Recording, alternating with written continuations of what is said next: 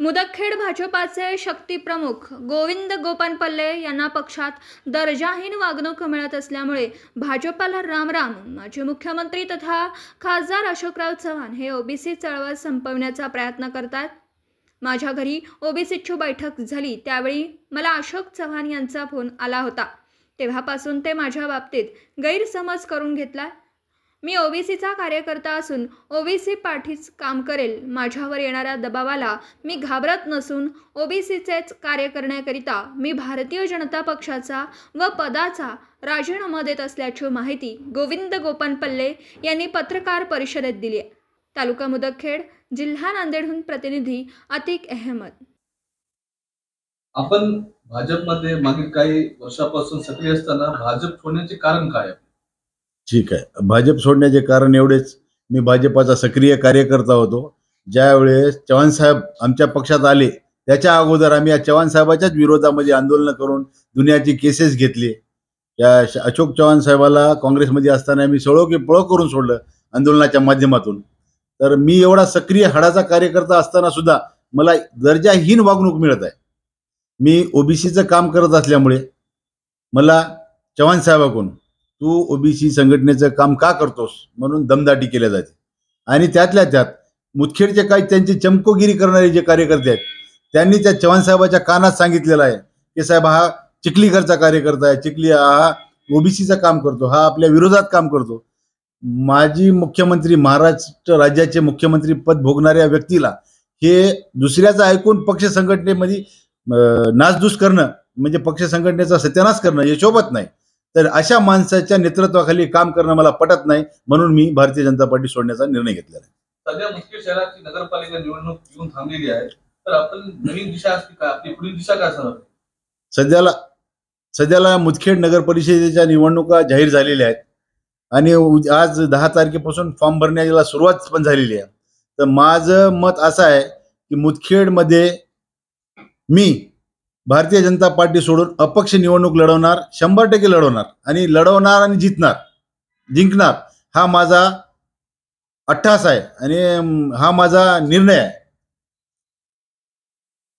अपक्ष लढवणार की पूर्वीपासून तुम्ही राष्ट्रवादी काँग्रेस पार्टीच्या संपर्कात होता अशी चर्चा आहे, आपली पुढील राजकीय दिशा काय असणार?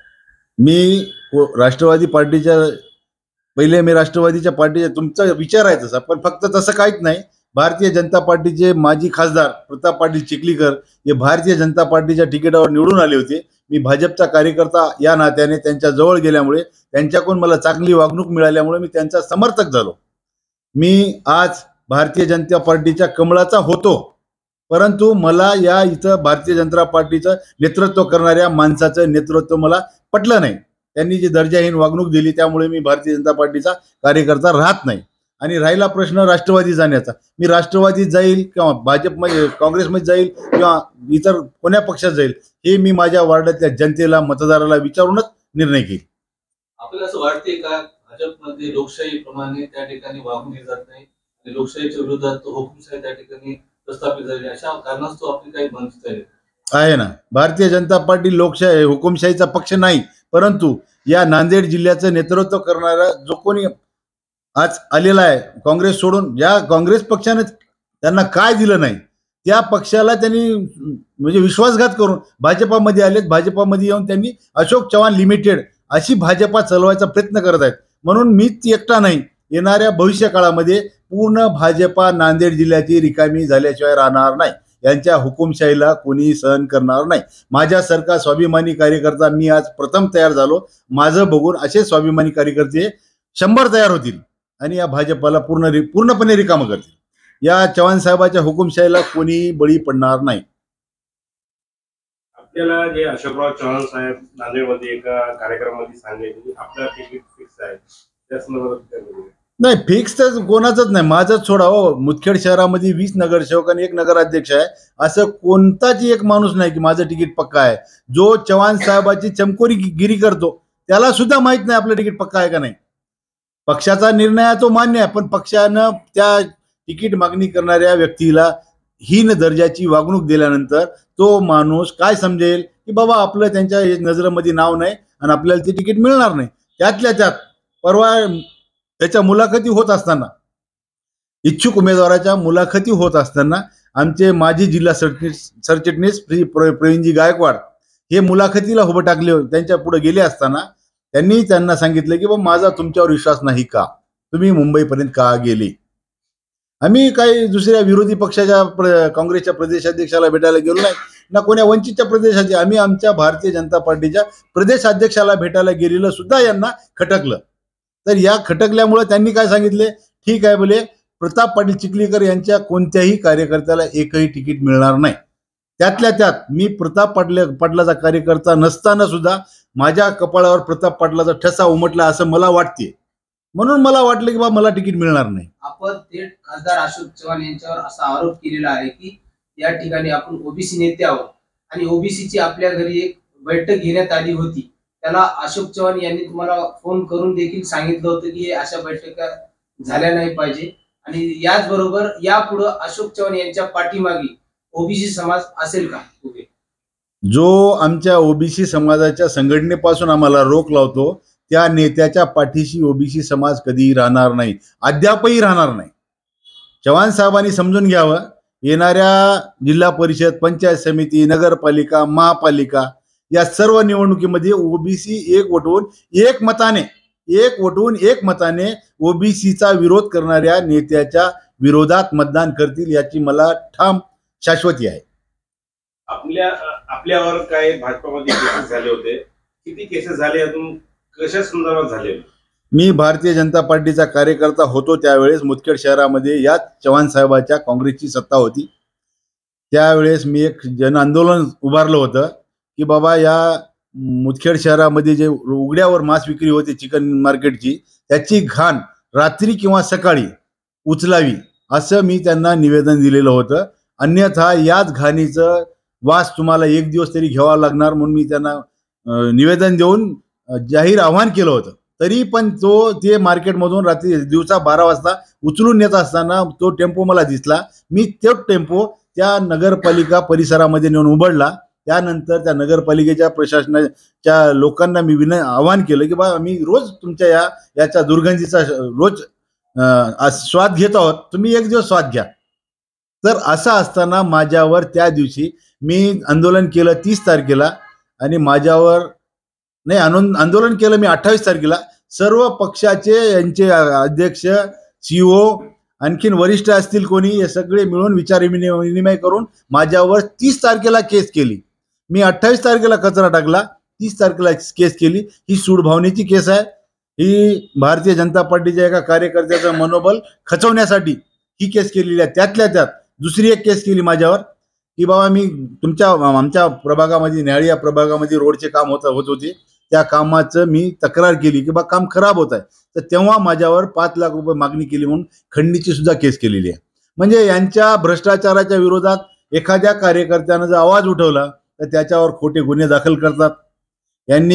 यांचं जे वाजवणारे आहेत तेच आमचे होत, यांच्या विरोधात बोलणारे आमचे नाहीत.